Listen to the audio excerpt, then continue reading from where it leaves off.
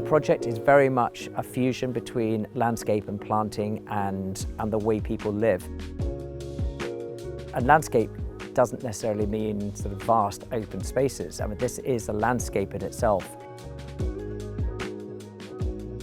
What my client really wanted here was a contrast, and to be able to add a contemporary 21st century intervention into a very traditional environment with very traditional materials and detailings, and the sort of roofscapes and the background that we can see here is anything but contemporary.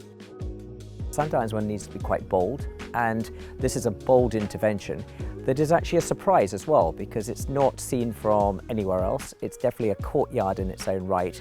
It allows for its own landscaping, its own character, and as such it gave our client a freedom to express a little bit of their design ethos onto this site.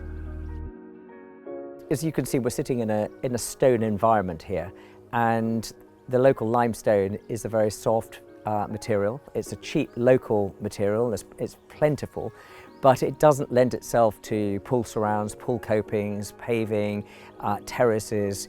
It's beautiful for walls and it's beautiful for building buildings, and we didn't really need any more of it. And what is really beautiful about this project is that we've taken another material that is still a sort of masonry, monolithic in its nature, but is a contrast. And I think that is why we chose concrete here, because it is a very defined contrast between our surroundings and the intervention we've made.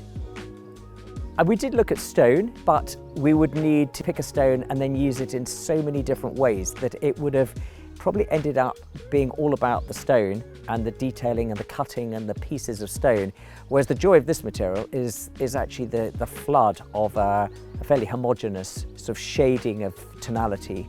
And it is one material that we can take along, up, down steps, and it very much sort of creates its own defined environment.